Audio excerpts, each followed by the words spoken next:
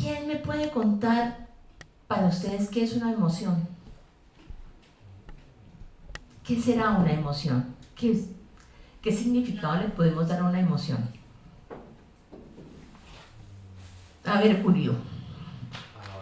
Hola. Hola Lucía, ¿cómo estás? Para ti, ¿qué es una emoción? Julio es un gran lector. Sí, gracias. Estaba pensando, ¿no? Una emoción es como un sentimiento muy corto, muy intenso, casi incontrolable, que viene como reacción a algún estímulo del mundo exterior, creo. Wow, esa es una súper descripción. Eso me parece que está... me quitaste las palabras. ¿Y qué es un sentimiento?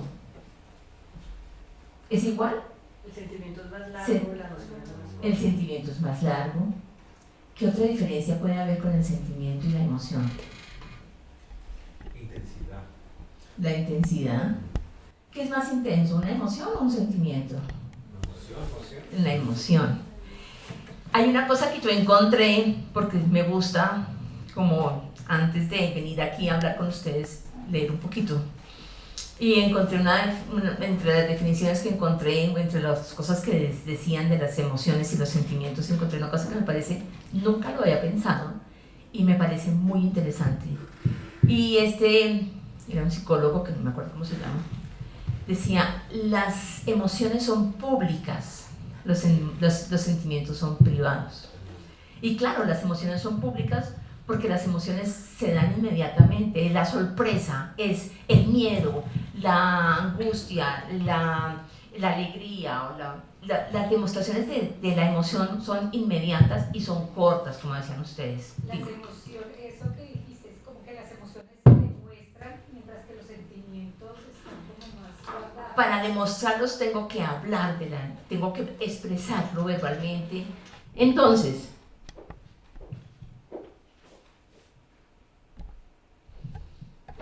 emociones y sentimientos. Ya estuvimos mirando, hablar de emociones y sentimientos nos referimos a lo mismo. ¿Cuál es el significado de la palabra emoción y el significado de la palabra sentimiento?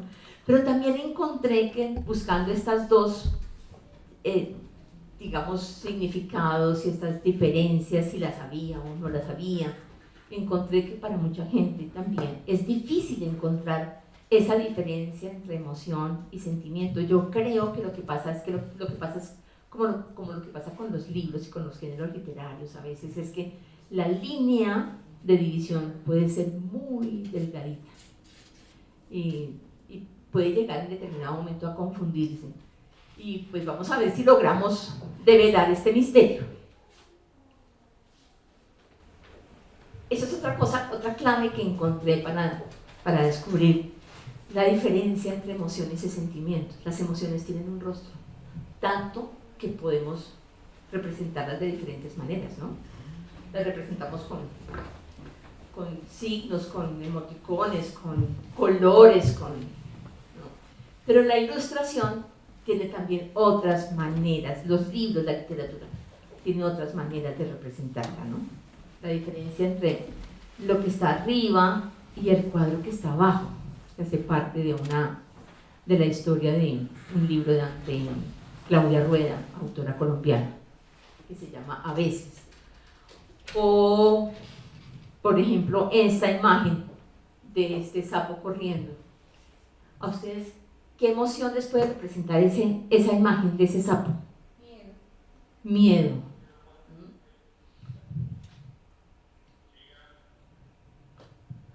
Las emociones básicas, porque hay muchas emociones, pero las básicas, las primarias, las que tenemos todos, las que son universales, el miedo, la ira, la rabia, el enfado, la furia, la alegría, la diversión, el bienestar, tristeza, pesimismo, pena, asco, aversión, disgusto, rechazo, sorpresa, sobresalto, asombro. Son emociones que las encontramos en todas las culturas. Pero también entonces me pregunté si las emociones tienen rostro, si las emociones son públicas, si las emociones son, digamos, universales, ¿son iguales en todas las culturas? Y hay algunas emociones que se pueden mostrar igual en las culturas, pero hay culturas que las manejan distinto. Y ahí hicieron un experimento, pusieron a varias personas, unos estadounidenses y unos japoneses, a ver una cirugía de la amputación de una pierna, no me acuerdo qué era una cirugía complicada, digamos, en donde se mostraba, no era una cirugía sencilla, sino era impactante. Inicialmente, todos hicieron la misma cara de miedo, de la misma expresión, estaba casi que en todos. Pero entró un científico a la sala. Y al entrar el científico en la sala, los japoneses inmediatamente cambiaron su postura y dejaron su rostro neutro. Porque para los japoneses mostrar las emociones frente a las personas de autoridad es una falta de cultura. No sé si aquí Julio sabe mucho de la cultura japonesa. Eso es cierto, ¿cierto, Julio? Cuéntanos un poco qué sucede con las emociones y con las expresiones en la cultura japonesa, por ejemplo. Sí, gracias. Más bien, mostrar emociones delante de un superior es una falta de respeto, porque tú te pones a disposición del que tiene más autoridad y lo sigues. Entonces, si él está tranquilo, tú debes estar tranquilo. Si él está apurado, tú debes estar aún más apurado. Y así sucesivamente. Entonces es dejarle el control a él como una cuestión básica de disciplina y respeto, ¿no? Okay. Entonces, fíjense que dependiendo de las culturas, pues también se manejan, digamos, las emociones. Pero eso también me lleva a pensar que las emociones también, nosotros de alguna manera tenemos un poco ese manejo, ¿no? De alguna forma. Cuando un niño se cae, si el adulto se estresa, el niño empieza a llorar inmediatamente. Si el adulto espera y mira, el niño no mira, y si el adulto no, el niño se para y sigue. A no ser que sea una cosa grave, ¿no? Y si el adulto le dice, oye, ¿estás bien? A veces el niño puede llorar porque puede haberse pegado duro. Pero si el adulto sale corriendo y le dice, ¿qué te pasó? Inmediatamente el niño, aunque muestra su susto, no, digamos que se desborda como se desbordó el adulto. El adulto es el que, en este caso, el que le da esa referencia de cómo se manejan esos. Cosa distinta también, no quiero que lo confundan con decirle a un niño, no pasó nada, no te preocupes, no llores. Eso es muy distinto. Estoy refiriéndome a esa reacción primaria de cuando el niño se cae y mira al adulto, mira a la mamá, ¿qué tengo que hacer? Si la mamá sabe que está bien, pues levántate y sigue. Él se levanta y sigue. A no ser que le haya dolido, y digamos que a veces también el adulto puede leer esa emoción, como que dicen, se levantó y siguió, pero algo pasa. Y eso se lee en el rostro. Que la lágrima está casi que a punto de salir, porque seguramente sí se golpeó duro. Por eso es que decimos que las emociones tienen rostro, porque las podemos descubrir en el rostro. Yo puedo descubrir de a pronto en algunos de ustedes aquí alguna emoción que sientan, como alguna imagen que ponga, pero no puedo saber hasta qué punto ustedes los sentimientos que desborde esa emoción o que despierte esa emoción, porque el sentimiento es una cosa que está mucho más interior, es mucho más privada, mucho más personal. Y puse estas ilustraciones porque me parece que son perfectas para demostrar eso, ¿no? Esas emociones. Ay, es que es por aquí. ¿Qué pasó?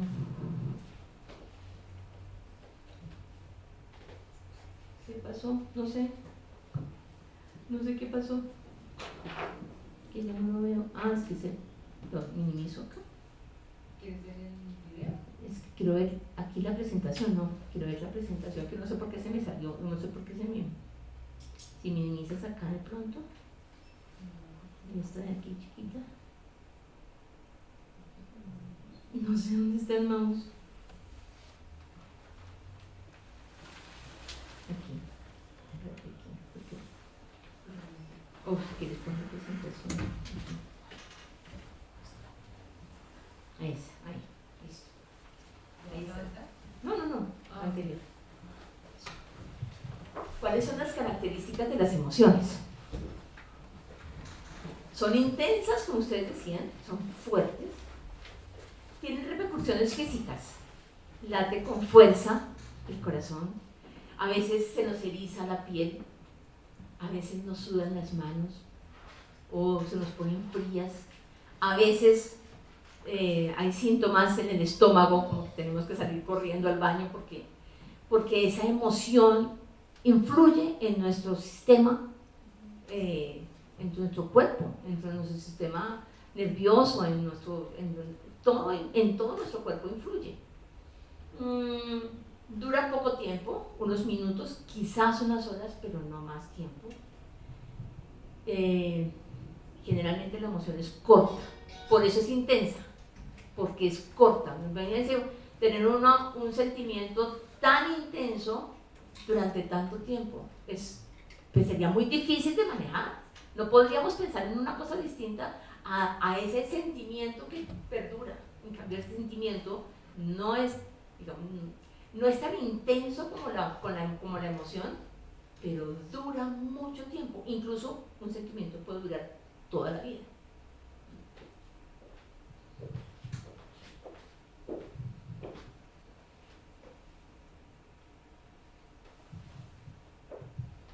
Y ahora, ¿qué son los sentimientos? Yo encontré esto que me pareció interesante. Se define sentimiento como el estado afectivo del ánimo que es provocado por una emoción hacia una persona, un animal, un objeto, una situación. Asimismo, el sentimiento también se refiere al hecho de sentir y sentirse, que es distinto. Yo siento y me siento. Los términos sentimiento y emoción no son lo mismo, pero sí dependen el uno del otro. Es decir, que para que se genere un sentimiento, previamente ha de experimentarse una emoción ante una persona, una situación, un objeto. Eso es como cuando uno ve esa persona de la cual uno está enamorado y las maripositas salen. Si uno no la ve, o cuando uno oye la voz. Tengo una historia divina de una pareja amiga que se habían perdido de mucho tiempo y de pronto uno de ellos estaba dictando una charla. A ella la invitaron, pero ella no sabía y oyó la voz, no lo vio, oyó la voz y todo ese sentimiento que estaba guardado de años atrás volvió ahí y apenas se encontraron, el abrazo enorme, fuerte, porque el sentimiento estaba ahí, siempre estaba ahí. Las emociones son intensas y de breve duración, por el contrario, los sentimientos son más duraderos, pueden ser verbalizados y determinan la disposición o el estado de ánimo de un individuo, en alegre, triste, desanimado, apasionado, etc. Y aquí está ese ejemplo que les estaba poniendo del niño que se cae, a una manera distinta, digamos, como por ejemplo, un sentimiento se puede mencionar con lo que ocurre con un niño cuando se cae, se lastima sus rodillas. Lo primero que experimenta es una emoción de miedo o susto, y luego, al darse cuenta de lo sucedido, le surge el sentimiento de dolor, tristeza por la herida que sufrió.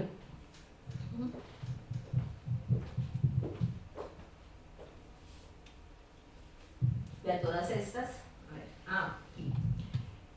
Dentro de los sentimientos podemos encontrar el amor, el odio, la culpa, la vergüenza, la fe, la esperanza, el entusiasmo y muchos más.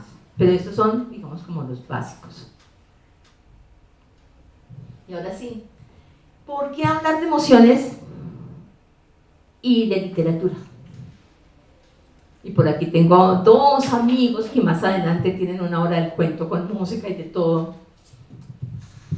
Y además Aida es artista y es experta en emociones y en representar emociones.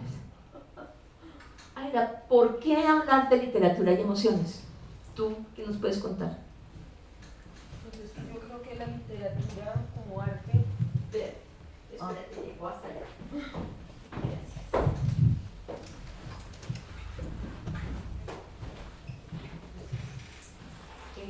pues yo creo que la literatura como arte es la posibilidad de expresar, mejor dicho, de que la persona que está leyendo ese libro logre identificarse con esa emoción. Y yo creo que eso es clave para los niños y para uno como papá. No sé, digamos, una situación de duelo, por ejemplo, y de repente uno no sabe como adulto cómo abordar una situación de esas. Y yo creo que ahí viene la literatura al rescate, ¿no? Y nos como que logra poner en términos estéticos, ¿no? ese sentimiento, y puede ayudarnos a hablar de eso. Yo creo que es como un canal, un portal que abre, y yo creo que es clavísimo hablar de las emociones en la primera infancia, y sobre todo de esas que son tan complejas que uno a veces no sabe cómo abordar con ellos. Yo creo que eso da la posibilidad. ¿Quién más quiere decir algo de por qué hablar de emociones y literatura? ¿Alguien quiere dar una opinión? De pronto la literatura buscaría también generar emociones, precisamente. Generar emociones y poner en palabras esos sentimientos que generan esas emociones. La literatura nos permite eso, nos permite poner sobre la mesa temas que son muy difíciles de manejar a veces, esos temas tabú a veces también, que a veces los adultos decimos como que yo mejor no hablo de eso no se habla. Hay familias que dicen de eso no se habla en esta casa, así literalmente, de eso no se habla en esta casa, y la literatura nos permite eso, y le permite a los niños hacer preguntas. Porque cuando las cosas no se ponen en palabras y de eso no se habla en esta casa, o de eso no hablamos, o los papás simplemente no hablan de eso porque es un tema difícil de manejar, como la muerte, por ejemplo, los niños no preguntan. Porque lo que no hablan los adultos, de eso no se puede preguntar. Pero las preguntas sí están aquí adentro. Las preguntas, los miedos están puestos aquí en el interior de los niños. Muchas veces pensamos que la niñez es la época dorada de la vida, desconociendo que la niñez también tiene conflictos muy grandes y que a veces esos conflictos están solos, no encuentran quien los soporte, quien los acompañe, con quien hablar de eso, ni siquiera le pueden poner un nombre porque no hemos podido expresarlo. Y eso es lo que hace la literatura, permitirnos ponerle un nombre a eso que estamos sintiendo.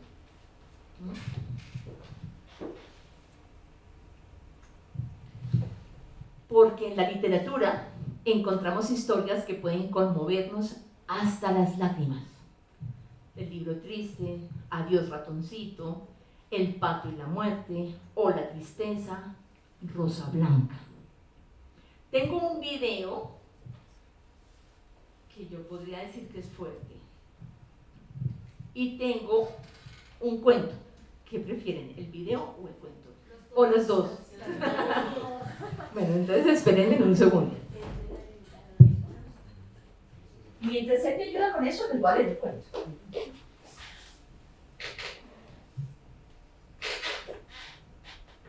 ¿Conocen este libro?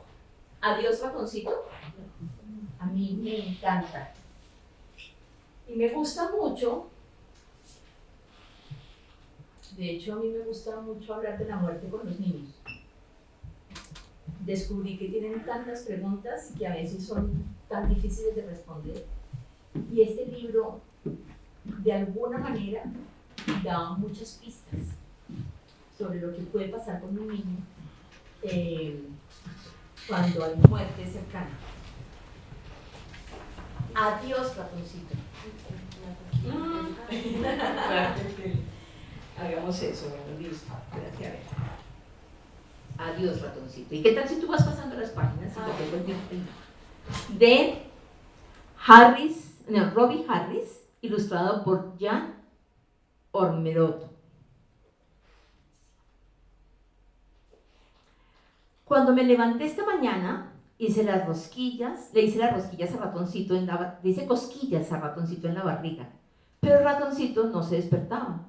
Le hice también cosquillas en la barbilla y seguía sin despertarse. Entonces entró papá a darme los buenos días.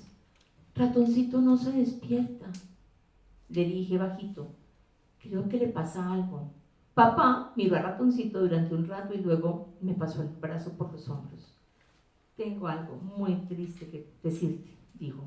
Ratoncito está muerto.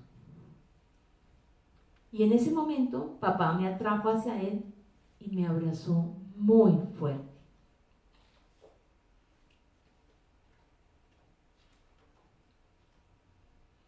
No es verdad, dije. Ratoncito está dormido y pronto se despertará, está cansado, eso es todo. Ratoncito no se ha muerto, Ratoncito no está muerto. Papá se sentó en mi cama y yo le puse a Ratoncito en la mano. Siento mucho lo de Ratoncito, me dijo. Ratoncito no está muerto, repetí, Ratoncito está vivo. Y ayer por la noche, estaba vivo ayer por la noche. Lo que pasa es que tiene mucho sueño hoy. Morirse, dijo papá, es muy distinto a dormir. Morirse es no estar vivo. Y grité y empecé a llorar. Sé que te sientes muy triste, dijo papá. No estoy triste, estoy enojado, muy enojado con Ratoncito. Estoy enojado porque se ha muerto. Y entonces lloré de verdad. Estoy triste, dije al fin.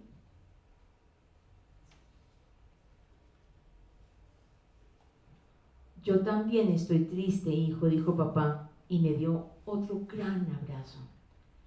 Quiero tener en las manos a Ratoncito otra vez, le dije. Quiero cargar a Ratoncito ahora. De acuerdo, contestó papá. Cargué a Ratoncito, pero estaba frío, así que lo envolví en mi camiseta. No quiero que Ratoncito esté muerto, dije. ¿Por qué se murió? No creo que haya ocurrido un accidente, dijo papá. Creo que se puso muy enfermo. ¿Por eso se murió?, pregunté. Bueno, dijo papá, Ratoncito era muy pequeño cuando vino a casa y creció y luego se hizo viejo. Ratoncito era un ratón muy viejito. ¿Por eso se murió?, pregunté. No creo que sepamos nunca por qué se murió Ratoncito, dijo papá. ¿Por qué se murió Ratoncito?, dijo papá. Pero lo que sí es verdad es que Ratoncito tuvo una muy buena vida. ¿Qué haremos con él ahora que está muerto?, pregunté. Podemos enterrarlo en el patio para tenerlo cerca, dijo papá. Pero ¿cómo voy a saber exactamente dónde está? Podemos poner una señal. Algo así como, aquí está Ratoncito. Seguro, dijo papá, y escribió, aquí está Ratoncito, con grandes letras en un trozo de madera vieja que encontramos un día en la playa. Llevé a Ratoncito a la cocina. Mi mamá me dio un abrazo y un beso, y entonces me dio otro gran abrazo y otro beso. Siento tanto que Ratoncito se haya muerto, dijo, y me dio una gran caja de zapatos. Podemos enterrar a Ratoncito acá, dijo, estará bien protegido. Puse a Ratoncito en la caja de zapatos y lo envolví bien con mi camiseta. Mamá me había preparado una tostada con mermelada de fresa, pero yo no tenía ni pizca de hambre.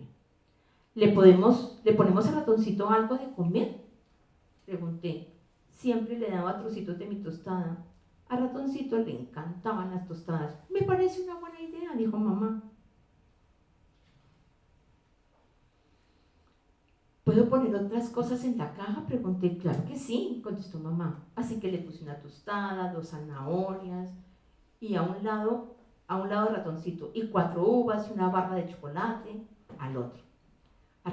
Ahora Ratoncito no pasará hambre, dije. Metí también mi auto de carreras rojo y un anillo con una piedra azul muy grande que el dentista me había regalado y metí también una crayola de color naranja. Ahora Ratoncito no se aburrirá.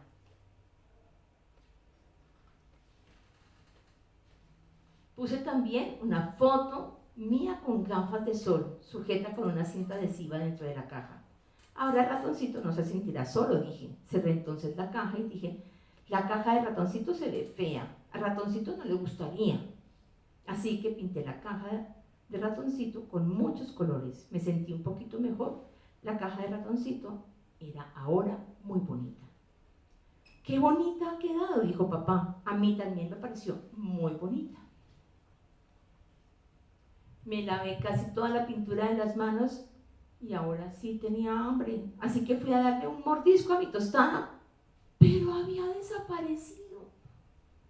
¡Mi tostada! ¿Quién se ha llevado mi tostada? ¡Se ha muerto también! No, cariño, dijo mamá. Me la comí yo. Pensé que no tenías hambre. Lo siento muchísimo. Te hago otra ahora mismo. No la quiero. Ya estoy cansado de todo este rollo de morirse, grité. Ahora vamos a enterrar a Ratoncito ahora mismo. Y así lo hicimos. Mamá hizo un hoyo en la tierra y yo metí dentro la caja de zapatos. Papá colocó la madera en el suelo y yo cubrí la caja con tierra. Mamá encendió 2 luces de bengala y yo las clavé en la tierra. Todos miramos cómo las bengalas se consumían y entonces me eché a llorar. Ratoncito, estoy enojado porque te has muerto y también estoy muy triste. Fuiste un buen ratón. Te voy a echar de menos, Ratoncito, dije. Y sin poder contener el llanto, dije, adiós, Ratoncito. Cuando me desperté cuando me despierte mañana por la mañana, Ratoncito no estará aquí. Es cierto, Ratoncito ha muerto. Ojalá volviera, pero no creo que lo haga. Quizás algún día tendré otro ratón, pero aún no. Colorín colorado, esta historia se ha terminado. Y esto nos lleva a hablar de 1.000.000 de cosas cuando hablamos de emociones y de sentimientos. Y ese libro tiene todo. Tiene la emoción inicial, tiene la sorpresa, tiene la rabia de que la mamá se hubiera comido la tostada, esa sensación de abandono también, ¿no? Y tiene al final, bueno, no sé, quiero que ustedes me digan, antes de que yo les vaya a contar lo que tiene al final para poder seguir, quiero que ustedes me digan algo, si quieren decir algo, de esta historia que acaban de oír. Pues digamos que he leído como bastantes como libros que también tienen como relación con la muerte y como que lo que me parece interesante es como ese proceso de duelo que tienen que hacer los niños y las niñas para poder como vivir y expresar esos sentimientos a partir, por ejemplo, de ese ritual. Entonces, muchos de los libros que he leído hacen un ritual de despedirse, de entender qué es lo que pasa y de decir, en la vida vivió bien y eso es como lo importante, vamos a hacerle este ritual de despedida para poder también vivir el duelo, porque no es que no lo sientas, no sientas que mueres, sino que de verdad vamos a despedirnos, sientes que hay una tristeza, sientes que hay, tiene que ya partir, pero es ese momento. Entonces me parece muy interesante cómo, digamos, esa mediación simbólica de entender y trascender en la muerte, y que no es algo que es tranquilo, no es algo que sea solo algo como malo, sino que es parte de ese ciclo natural de que vivimos, luego morimos, y que la muerte, digamos, que también hace parte de un proceso, y que es muy lindo el que, por ejemplo, en el libro El Niño haya puesto una foto de él para que no se sienta solo, haya puesto una tostada. Entonces ese ritual, ¿cómo hace para que él sienta que la muerte no es tan difícil y que es algo natural? Y de hecho eso lo hacían los egipcios, ¿no? Y en los indígenas también aquí hacían ese tipo de cosas para acompañar, para darle a esa persona la tranquilidad de que tiene comida, de que va a estar bien, de que tiene cosas a su alrededor, de que va a estar abrigado, esa creencia que tenemos de darle una despedida, pero también es como es una manera de tranquilizarnos nosotros, ¿no? y de saber que le dimos una buena vida, pero también una buena despedida y que va a estar bien para que nosotros podamos estar bien, Y ¿no? la importancia de ponerlos en un sitio, el nombre, o aquí está. Claro, como nosotros hacemos cuando nosotros nos morimos, hay todos unos rituales, hay un ritual de entierro, hay varios tipos de entierros. Eso mismo tiene que suceder con los niños cuando tratamos de la muerte con mascotas, por ejemplo. Pero ¿por qué si puse en modo avión usted sigue molestando? Perdón un segundo, porque es que esta cosa ustedes no lo oyen. Pero ¿por qué está en modo avión? Activar. Ustedes no lo oyen, pero yo sí lo oigo porque tengo un audífono que está contestado a esto, porque como no oigo, ni me suena el teléfono, pero ya lo puse en modo avión activado. El duelo en los niños y hablar de la muerte con los niños cuando no ha pasado es muy importante. Mucho mejor. Es muy importante. No podemos esperar a hablar de la muerte con los niños cuando sucede algo en la familia, porque es una hecatombe de emociones que no va a poder manejar y controlar, y los miedos también van a estar ahí, y esos sentimientos de angustia sí van a perdurar durante mucho tiempo cuando nunca hablamos de eso, cuando nos da tanto miedo hablar de la muerte, cuando nos da tanto miedo hablar de la muerte y se muere el abuelito, se muere alguien cercano, cuando hay una muerte, hay un sentimiento, un suceso de esos fuerte en una familia y nunca hemos hablado de la muerte, no tenemos palabras para hablar de la muerte. Y eso es grave, porque las palabras son las que acompañan, además del abrazo, la palabra acompaña, acoge, consuela, y los libros nos permiten eso. Por ejemplo, ¿No? a mí me pareció, Y si llamamos al Señor, ay, perdón. Pongamos la presentación en tampoco funciona. No, ¿me haces un fa? ¿Me haces un fa? ¿Ya? Ok, listo.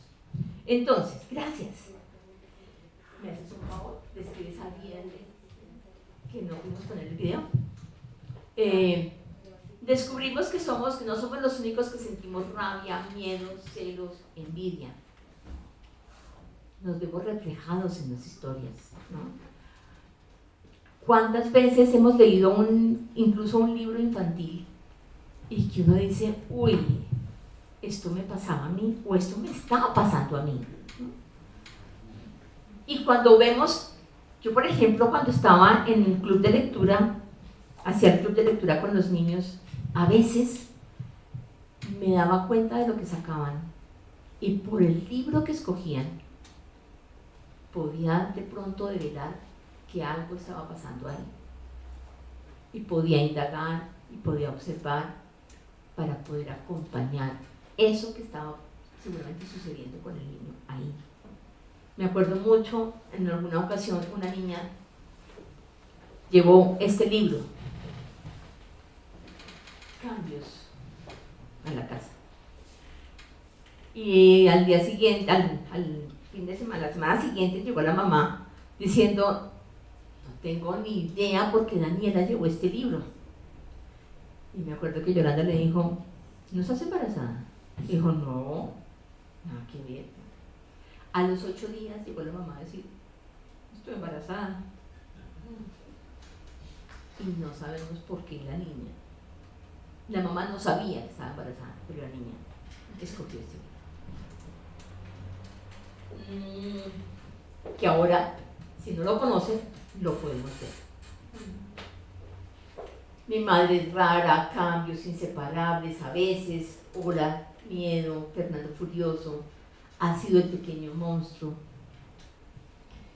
Y tengo uno acá para hablar poner una discusión acá en el tema. El monstruo de los colores. Y lo traigo a colación porque me lo he encontrado que todas las psicólogas trabajan las emociones a partir de este libro. Lo voy a leer y hablamos del libro, ¿vale? Entonces, esto dice así. Ay. Hola. fichita de la... Este es un libro que se llama El monstruo de los colores, de Ana Allenas.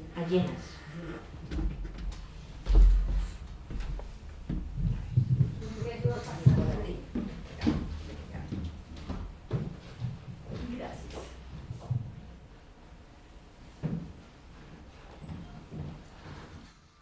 Este es el monstruo de colores. Hoy se ha levantado raro, atolondrado, aturdido, no sabe bien qué le pasa. ¿Están viéndolo bien?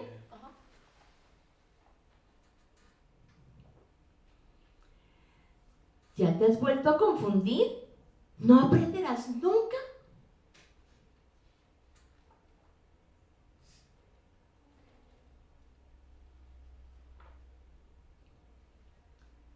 ¿Qué confundido estás con las emociones? Así todas revueltas no funcionan. Tendrás que separarlas y colocarlas a cada una en su frasco. Si quieres, yo te ayudo a ordenarlas. La alegría es contagiosa, brilla como el sol, parpadea como las estrellas.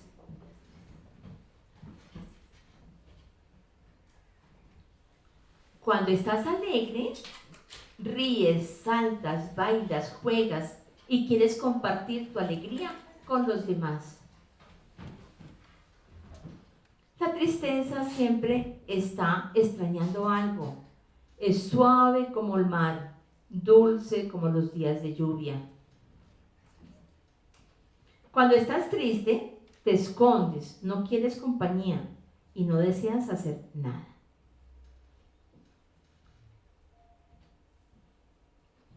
La rabia arde al rojo vivo y es feroz como el fuego, que quema fuerte y es difícil de apagar.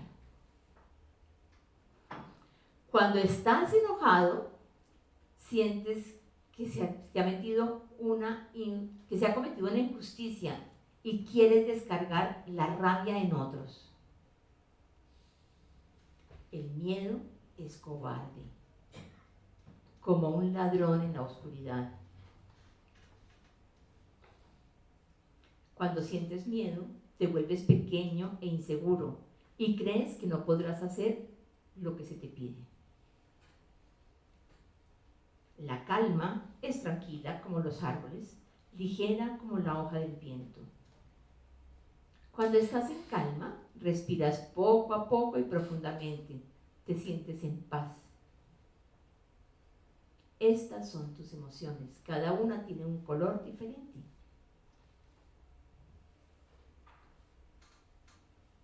Y ordenadas funcionan mejor. ¿Ves qué bien? Ya están todas en su sitio. Amarillo, alegría; azul, tristeza; rojo, rabia; negro, miedo; verde, calma. Pero, ¿y ahora se puede saber qué te pasa?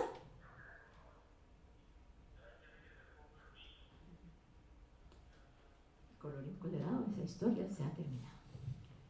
Bueno, cuéntenme, ¿quién me quiere decir algo de este libro? Yo tengo muchas cosas que decir de ese libro, pero antes de que yo diga, quiero oír sus opiniones de ese libro, sobre todo después de haber oído otra historia. Pégate nomás. Bueno, pues digamos que yo siento que es algo muy diferente, ya que siento que está encajando a las emociones entre lo malo y lo bueno, cuando pues en realidad como que una emoción no es buena ni mala como tal, sino la forma como la actuamos. Entonces yo veo que dice como el miedo te hace como esconderte, es cobarde, cuando el miedo también te ayuda a escapar de los lugares, ¿sí? El miedo te ayuda a sobrevivir, ¿sí? Entonces no hay una emoción buena y mala, y siento que el libro lo que hace es eso, como bueno, la tranquilidad sí es como estar en paz, el miedo es esto, la tristeza también, entonces no quieres hacer nada, cuando la tristeza también nos permite, por ejemplo, llevar el duelo como lo hizo el niño con el ratoncito. Entonces creo que está como encajando mucho lo malo y lo bueno, y también en decir como, bueno, tenemos que separar esas emociones, y es en realidad complejo porque hay veces que hay circunstancias en donde esas emociones están ahí a flote y uno lo puede sentir en un segundo o dos cosas porque sintió, no sé, vergüenza, como decíamos ahorita, pero a la vez después sintió una alegría. Entonces, ¿por qué separarlo y creer que todo está ahí, tener ese monstruo, por decirlo así, combinado está mal? Sino podemos sentir, y creo que es diferente a eso de lo que ahorita, por ejemplo, se presentó en el anterior libro, y es todas esas emociones, y es decir, bueno, el niño sintió primero tristeza, después sintió rabia, después sintió como esa calma porque pudo hacer ese ritual y esa despedida. Entonces creo que eso es como lo que tengo que comentar del libro. Maravilloso. ¿Quién más? Es como la fuerza que le da lo visual. Lo que yo veo es la fuerza que se le da a lo visual, y en los niños me parece fundamental. Que ella todo lo asocie con los colores, y creo que es una excelente herramienta para que los niños también identifiquen muchas cosas y las van asociando. Efectivamente, el color causa un impacto en uno mismo. En los chicos, en los niños creo que mucho más. Entonces creo que el libro lo que lo resalta es eso, la parte visual. Ok. ¿Alguien más? ¿No? Bueno. Eso que dices es cierto. Los colores también reflejan estados de ánimo, reflejan también emociones. Pero a mí lo que me preocupa de ese libro es que, primero, como decías tú, encasilla las emociones y además le da color. Para mí la alegría puede ser roja porque es de pasión, no necesariamente tiene que ser de rabia. Para mí el negro no necesariamente habla de la muerte, ni el blanco me habla de la paz. Esos son sentidos y significados que yo le puedo poner dependiendo de cómo yo lo sienta y dependiendo de la relación que tenga también con los colores. Pero me preocupa, por ejemplo, como les decía, me preocupa de este libro, que siempre que llego a un encuentro y encuentro el monstruo de los colores, además coloreado por los niños, me hago tantas preguntas porque le estamos diciendo a los niños y a las mamás, que son las con las que trabajamos, que a veces sentir miedo es de cobardes y que no podemos ser cobardes frente a los demás ni frente a nosotros mismos, cuando sentir miedo, como decías tú, es una emoción necesaria en la vida, porque el miedo es el que nos hace movernos, es el que nos hace escapar, es el que nos hace buscar estrategias para salir bien. Pero también, por ejemplo, nos puede decir que la tristeza es mala y que la tristeza, pero la tristeza, estar triste, de los estados de tristeza salen las mejores obras de arte, salen las mejores historias, las mejores pinturas. Cuando uno está feliz, crear esa musa no es tan fácil. Pero cuando usted está triste, todo se le revuelve en la víscera, el corazón. Todo está a flor de piel y es mucho más, no es más fácil, pero es como el terreno propicio para poder crear. Si no existiera la tristeza, no estaría la alegría. Si no existiera el odio, no estaría el amor. Para poder encontrar esos contrastes, o vivir esas emociones no negativas ni positivas. Yo no creo que haya emociones ni negativas ni positivas. Y hay otra cosa que me preocupa, digamos, no solamente con este libro, sino de una tendencia que yo encuentro hoy, y es que los niños no pueden llorar porque los niños no pueden estar tristes. A los niños no se les puede corregir porque se van a traumatizar. Tenemos que cambiarle las palabras a las cosas porque no se puede decir. Me acuerdo muy bien En alguna ocasión estábamos haciendo una cartilla en pandemia para llegar a los niños que no tenían computadores y que no tenían como los accesos. Y entre las cosas que puse un poema que se llama Fábula de la avispa ahogada. Y puse una avispa furiosa, porque la fábula habla de una avispa que se ahoga en un charquito de agua porque está furiosa y no puede controlar su emoción y termina ahogada. Y lo primero que me dijeron es, no, esa imagen no se le puede mostrar a los niños.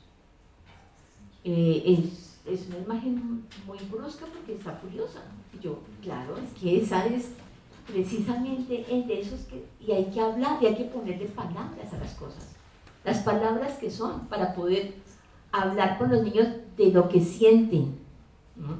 Los niños sienten un montón de cosas y a veces cuando no ponemos en palabras las cosas que son como son, pues no podemos saber también qué pasa y qué piensan, qué están pensando, qué están sintiendo, ¿no?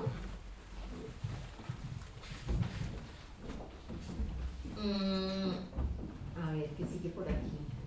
Porque nos habla de amores y desamores. Y aquí tengo una historia que es absolutamente preciosa, pero no sé si tenemos tiempo. Es linda. Y imagínate que quise poner el video, pero no me funcionó no es que no funcione, sino que no funcionó en la presentación. ¿Ah? Listo. Mientras que yo leo este cuento, vamos a ver si lo logro. Aquí. ¿Sí te gustan los cuentos? Creo que sí. ¿Tú cómo te llamas? ¿Cómo? Yo me llamo Lucía. ¿Tú conoces este cuento? Se llama Sapo enamorado. Y es de un autor que a mí me encanta y en el 2006 se ganó el Hans Christian Andersen y poco después se murió. Como no es un libro álbum, lo voy a leer sin mostrar las imágenes. Bueno, se las voy a mostrar después de leer. Sapo estaba sentado a la orilla del río. Se sentía raro. No sabía si estaba feliz o triste. Había pasado toda la semana con la cabeza en las nubes. ¿Qué sería lo que le pasaba?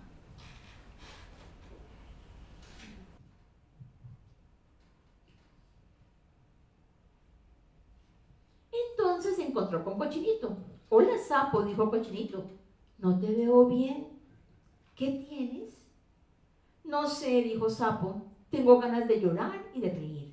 Y al mismo tiempo hay algo que hace aquí, tum, tum, dentro de mí, aquí. Quizás tengas gripe, dijo Cochinito. Mejor te vas a acostar. Sapo siguió su camino y estaba muy preocupado.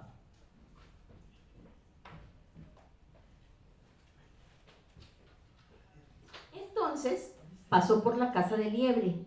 Liebre dijo, no me siento bien. Pasa y siéntate, dijo Liebre amablemente. Ahora cuéntame qué te pasa. A veces tengo dolor y a veces tengo calor y a veces tengo frío, dijo Sapo. Y hay algo que hace tum, tum aquí dentro de mí y se puso la mano sobre el pecho. Liebre pensó profundamente como un verdadero doctor. ¿La podemos parar?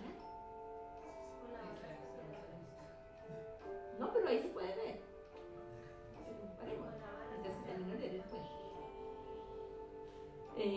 Liebre pensó profundamente. Como un verdadero doctor. Ya veo, dijo, es tu corazón. El mío hace tum, tum también, pero el mío algunas veces hace tum, tum, tum, tum, tum, dijo Sapo, más rápido de lo normal. Liebre sacó de su biblioteca su enorme libro. Ajá, dijo, oye esto. Latidos acelerados, sudores fríos y calientes. Estás enamorado. ¿Enamorado?, pensó Sapo, sorprendido. ¡Caramba! ¡Estoy enamorado!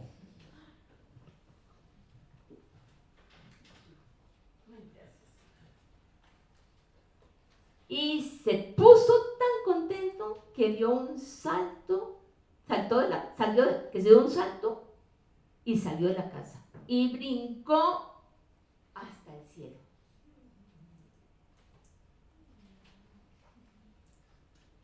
Cochinito se asustó cuando vio a Sapo caer del cielo. Parece que estás mejor, dijo Cochinito. Estoy mejor. Me siento muy bien, dijo Sapo. Estoy enamorado. ¡Qué buena noticia! ¿Y de quién estás enamorado?, preguntó Cochinito. Sapo se había quedado pensando en eso. ¡Ah, ya sé!, dijo. Estoy enamorado de la linda y encantadora Pata Blanca. No puedes, dijo Cochinito. Un sapo no puede enamorarse de una pata. Tú eres verde y ella es blanca. Pero Sapo no se preocupó por eso.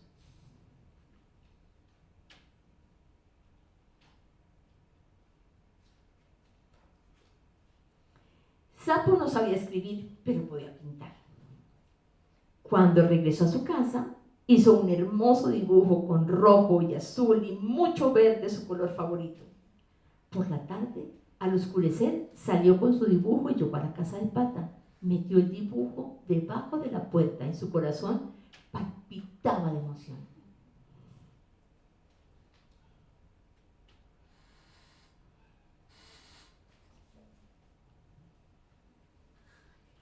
Pata se sorprendió mucho cuando encontró el dibujo. ¿Quién me habrá mandado este dibujo tan bonito?, preguntó emocionada, y lo colgó en la pared. Al día siguiente, Sapo recogió muchas flores silvestres, se las quería dar a Pata, pero cuando llegó a la casa de Pata, le faltó valor. Dejó las flores frente a la puerta y salió corriendo. Hizo lo mismo día tras día. Sapo no encontraba coraje para decírselo.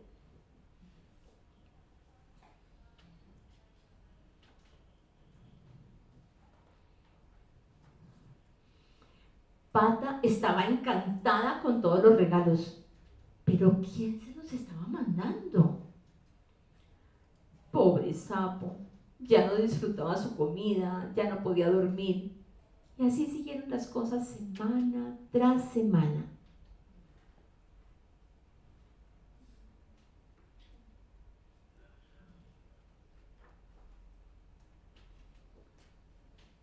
¿Cómo podría mostrarle a Pata que la quería?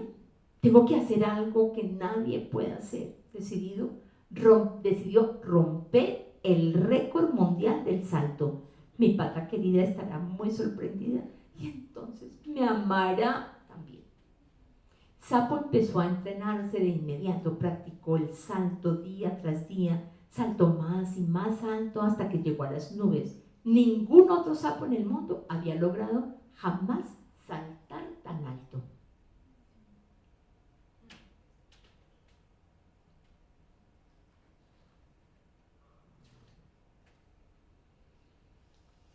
¿Qué le estará pasando a Sapo?, preguntó Pata preocupada. Saltar así es peligroso, puede hacerse daño. Ella tenía razón. 13 minutos después de las 2, un viernes por la tarde, algo pasó. Sapo estaba saltando, dando el salto más alto de la historia, cuando perdió el equilibrio y cayó a tierra. Pata, que pasaba justo en ese momento, lo vio y fue corriendo a ayudarlo.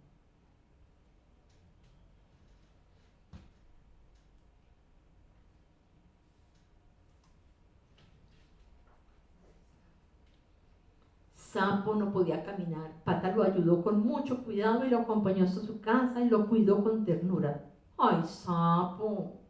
Te has podido matar, hijo. Tienes que ser más cuidadoso. Me gustas tanto. Finalmente, Sapo se armó de valor. Tú también me gustas mucho, querida Pata. Querida Pata, tartamudeó. Su corazón hacía tum, tum, tum, tum, tum, más rápido que nunca, y su cara se puso verde, muy verde.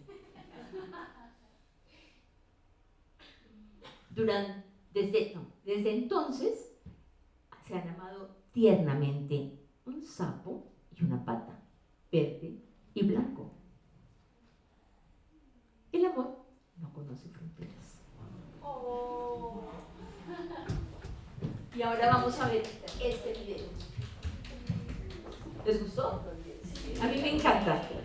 Y ahora vamos a ver este video y quiero que le pongan mucha atención. No sé, ¿alguien conoce Canticuenticos? Bueno, ese es un cuento, es una historia, una canción que se llama Hay secretos.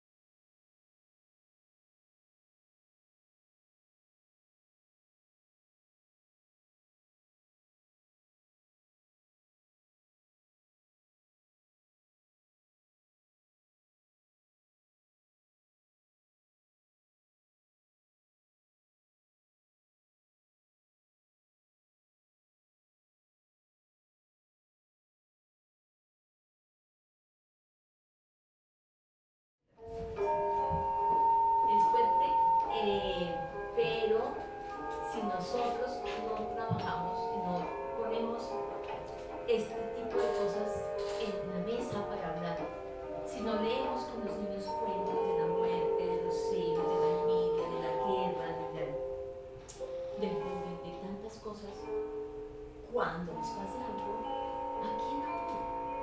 Si nunca hablamos de eso, ¿cómo acudir a alguien de confianza, a quien más me quiera en la vida, si nunca hablamos de eso? Un profesional colombiano. ¿Ah? ¿Tú de algo? ¿No? Ah, es el que hablaba aquí. Entonces, ¿ese es el que habló? ¿Quién quiere decir algo de esto? Ese es el tipo de videos que uno lo dejan como que uno... A mí me gusta mucho Espera.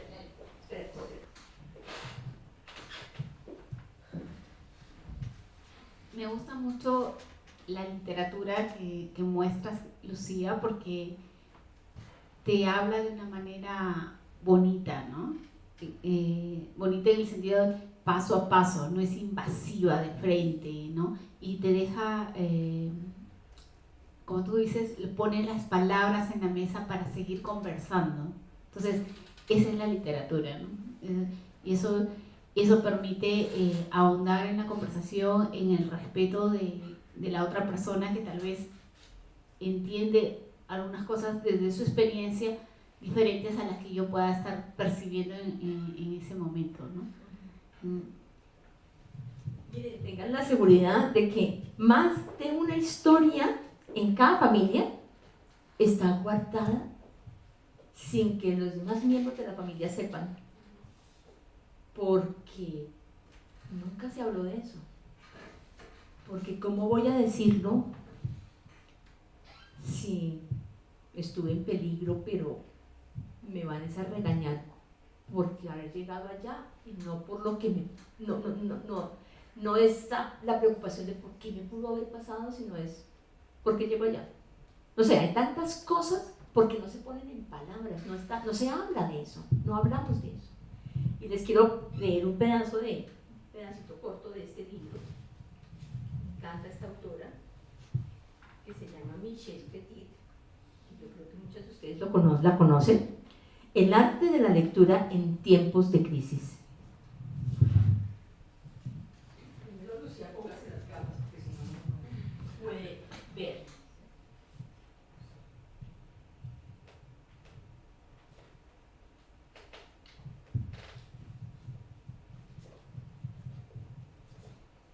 La simbolización y el relato, poderes y límites.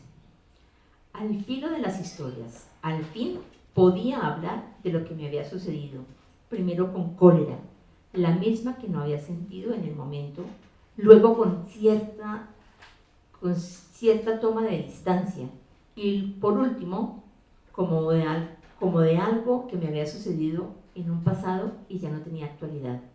La voz de Cherezada actuaba para producir en mí el olvido, permitiéndome darle nombre a lo que fue y que hizo a mi razón perder. Por esa razón, esta noche mi pasado no se convertirá en una pesadilla, sino en un sueño. Mar Alain Aoukini. Recordemos a Julio, ese joven colombiano desmovilizado cuya voz nadie había oído nunca y que empezó a hablar como no lo había hecho desde hace años tras haber escuchado algunas leyendas. En su país, como en Argentina, México o Brasil, y las y los que animan espacios de lectura compartido libremente en contextos críticos hacen siempre la misma observación.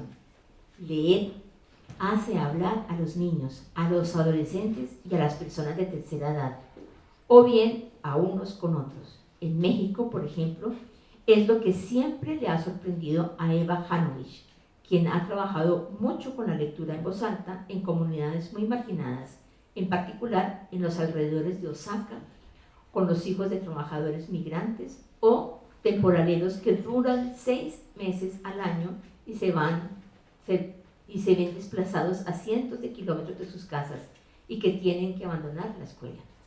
A partir de esos textos en imágenes, la palabra brota de manera espontánea. Los jóvenes oyentes se muestran intrigados, asocian y de modo más o menos explícito logran evocar en su propia vida. Por esos sesgos a menudo inesperados, la lectura pone así en marcha el pensamiento, impulsa la actividad de simbolización, de construcción de sentido, de narración. Otros refieren que al correr los meses, muchos niños y adolescentes tienen un uso más fluido de la palabra, desarrollan sus posibilidades de expresión del lenguaje hasta el punto de que algunas personas, no muy numerosas, llegan a molestarles. Su trabajo hace que estos chiquillos hablen y no queremos eso. ¿Qué es lo que buscan con ese trabajo? Y no solo esto, las relaciones de los padres con sus hijos también se modifican. A través del libro, observa Eva, habla la familia como no se había hecho nunca antes de la vida familiar, de la vida familiar de los amigos y de la separación de los padres. En algunas relaciones, En donde la gente estaba acostumbrada a guardar silencio, donde había poca relación con la narratividad, algunos padres llegan a expresar sentimientos y a externar su amor por sus hijos y a abrirles los brazos. El diálogo se vuelve parte integrante de su vida, donde solo unos cuantos tenían la palabra. Las lecturas oralizadas sugerirán también la idea de que toda persona puede tener una voz propia. Algunas veces una leyenda ayuda a salir del silencio en el que alguien se había amarrullado al final del camino, como en un asilo de ancianos del este de Francia, según nos cuenta Edith Montelet, una escritora de cuentos. Ella les contó varias historias en las que el héroe era un reyezuelo, el primer pájaro que aparece en Franco Condado de la Navidad. De pronto, una mujer empezó a imitar su canto y luego a contar que ella había domesticado uno cuando tenía su granja. En invierno venía a comer grasa y en otoño me mostraba dónde estaban las mejores moras. Al final del día,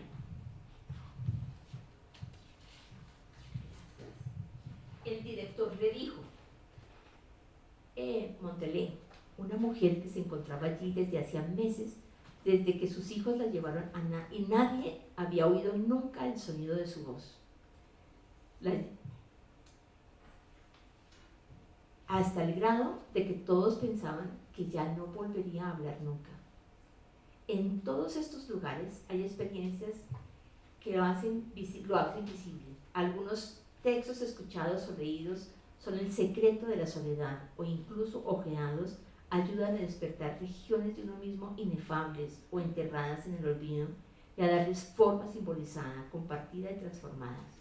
Apuntaron a la elaboración de un relato que juega un papel esencial en la construcción o la reconstrucción de uno mismo, de una narración, siempre por tornarse siempre susceptible de recomponerse, hasta para alguien que carece de palabras, como los muchachos de los que hablaremos enseguida. Y ella empieza a hablar también de esos muchachos que han salido de la guerrilla, que han sido delincuentes, o que están en las cárceles, o que han sido botados de los colegios, digamos, que no han tenido acercamiento con la lectura y que cuando llegan, muchas veces no saben ni siquiera leer, pero cuando encuentran unos clubes de lectura, cuando encuentran gente que llega a leerles, no necesariamente historias que reflejen su vida cotidiana, sino historias distintas.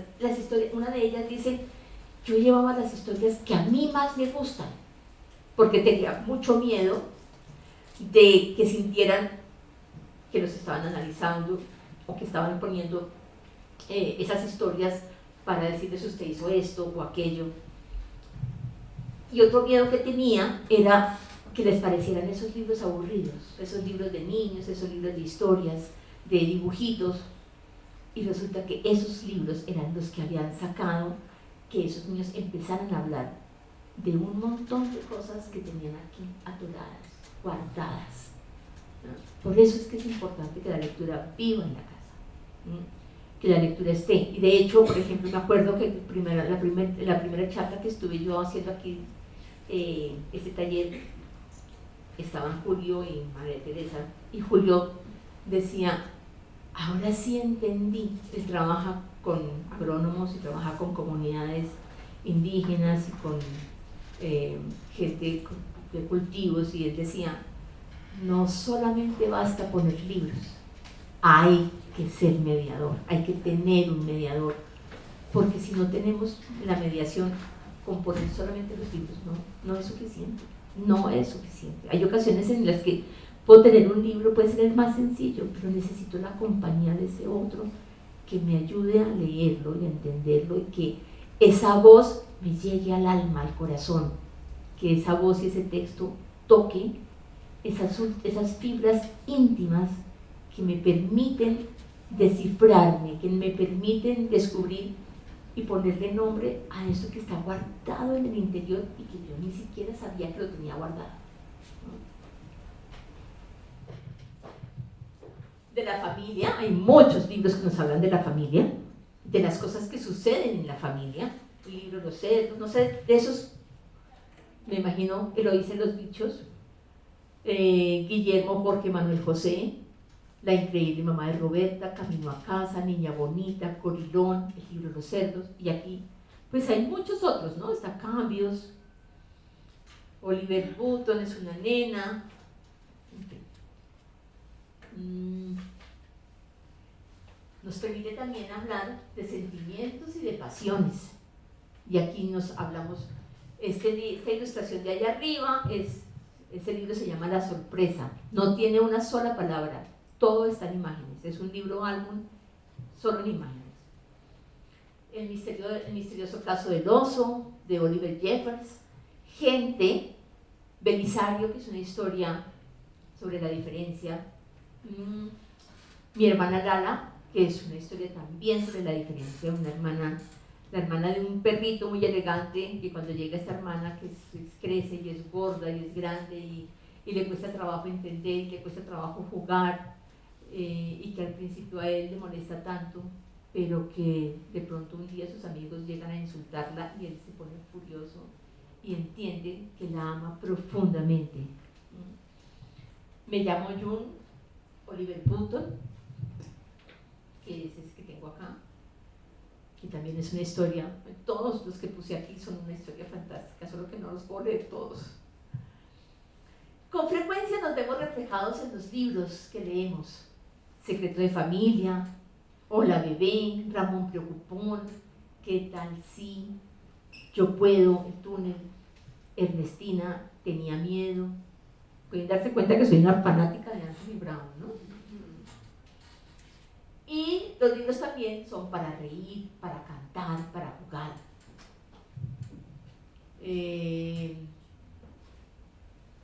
No veo cómo es que se llama. Cancionero para niños y jóvenes. Margarita, Chumba la cachumba, No se aburra, Era Ola que me lleva la bola, Vamos a cazar un oso. La literatura nos permite hablar de lo prohibido y nos da espacio para preguntar, para poner nombre a nuestros miedos y para hablar de lo que sentimos. Gracias. Nos vemos en la próxima sesión.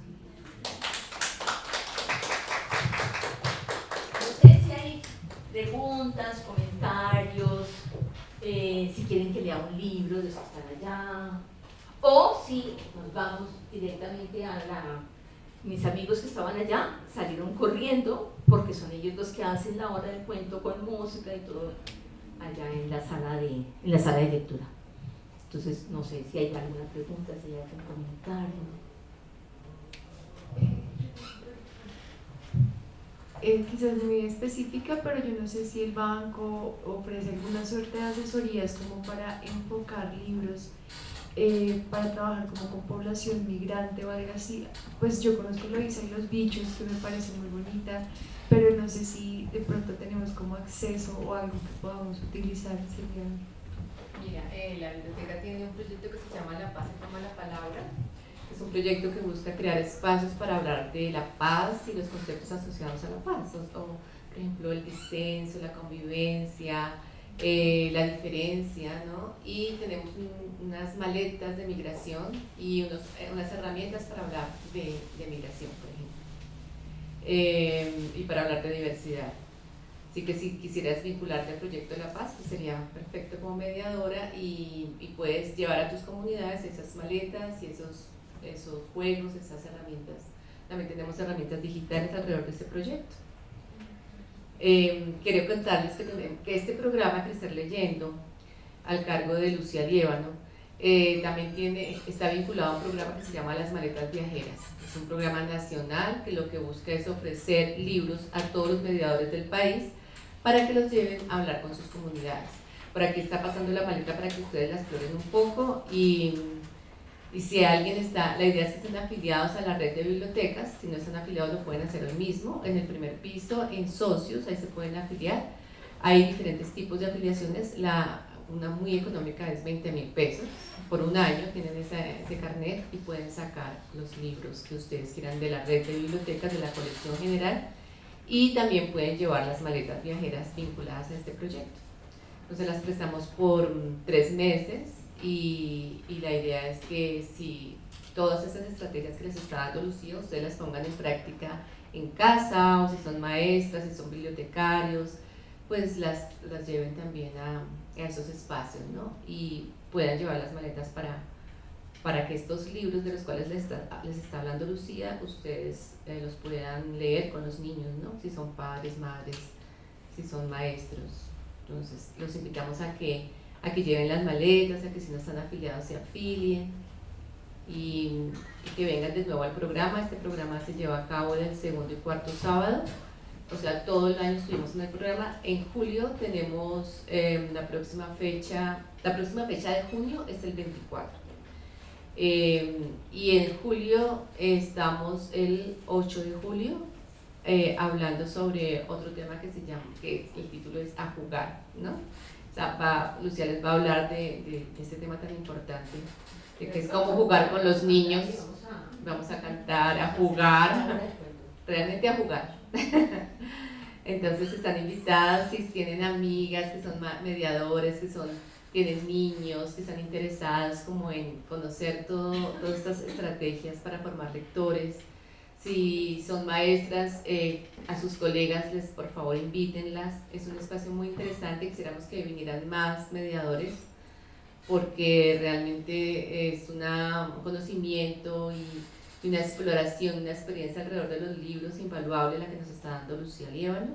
Ella lleva más de 20 años trabajando con niños, trabajando con mediadores, con profes, con bibliotecarios, así que vale la pena que ustedes puedan aprovechar este encuentro con Lucía y que lo compartan, ¿no? La verdad es que siempre es compartir con los otros lo que pasa en la biblioteca y los eventos que hay, pues es maravilloso y es valioso.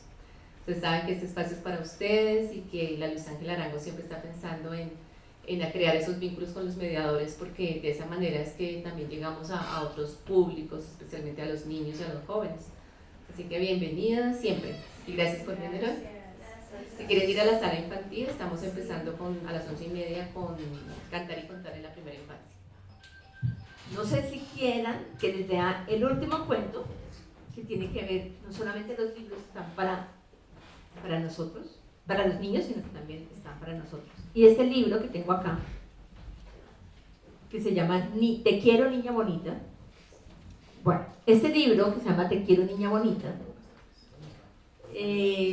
fue muy importante en una época de mi vida y por eso se los quiero leer. Está escrito por Ross Lewis y está ilustrado por Jane Dyer. Tiene una ilustración absolutamente divina. Te quiero, niña bonita.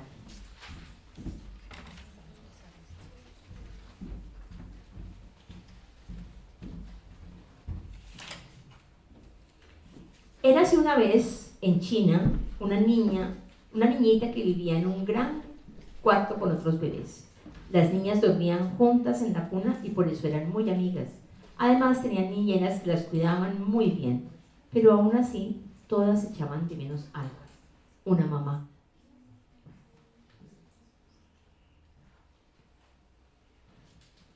Muy lejos de allí, al otro lado del océano, vivía una mujer que, aunque tenía muchos amigos, también echaba algo de menos: un bebé. Esa mujer era yo. Un día me decidí a escribir una carta a las autoridades de China y les pregunté si podía adoptar una de las niñas del gran cuarto. Unos meses más tarde recibí la respuesta con una foto de una bebé preciosa que eras tú. La gente de China decía en la carta que podía adoptarte si prometía cuidarte bien. Y por supuesto lo prometí. ¿Lo estás viendo?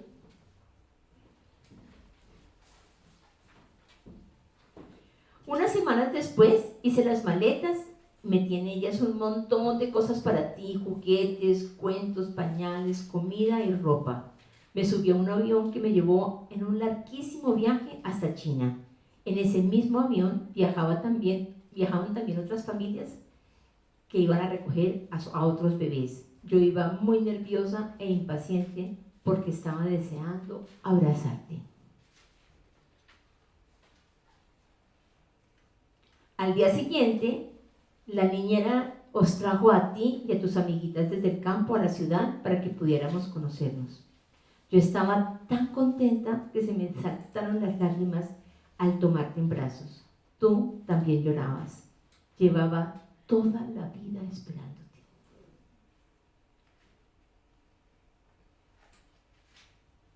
Te llevé a mi hotel, te senté en la cama para verte bien. Ya te mantenías solita. Parecías una muñeca blanca y suave de mejillas sonrosadas. Cuando me miraste con esos ojos, con esos grandes ojos marrones, comprendí que estábamos hechas la una para la otra. Te quiero, niña bonita. Susurré.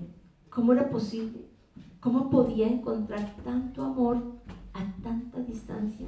Porque una niña de China, un país tan lejano, me había robado el corazón.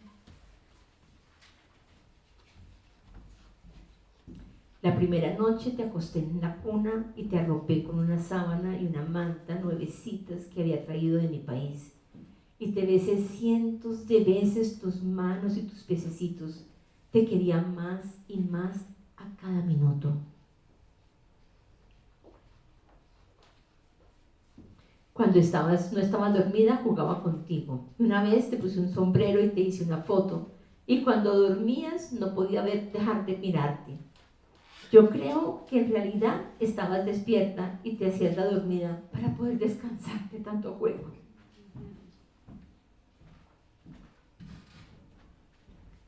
El viaje de vuelta a casa fue muy largo. Al principio, de pie en tu asiento del avión, sonreías al viajero de atrás y a las azafatas que estaban encantadas contigo. Luego te dormiste como un angelito mientras el avión iba adentrándose en las nubes. En realidad, aquello era el final de un emocionante viaje y el principio de otro.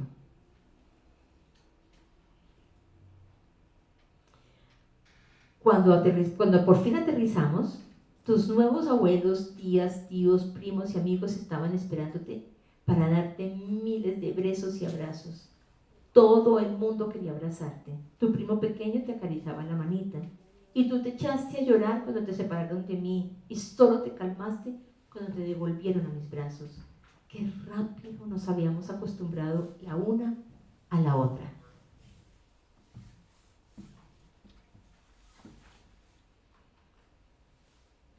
En tu nuevo cuarto había muchos juguetes y peluches y por supuesto una cuna nueva. Todos te mirábamos mientras explorabas la habitación por primera vez. Y tú nos sonreíste como diciendo, esta es mi casa.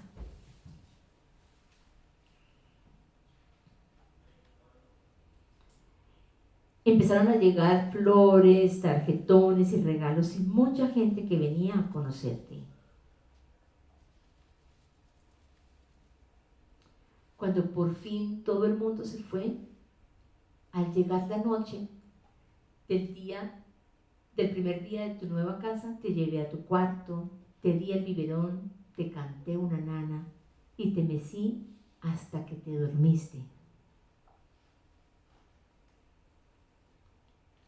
Entonces te abracé fuerte, te besé con cuidado y lloré.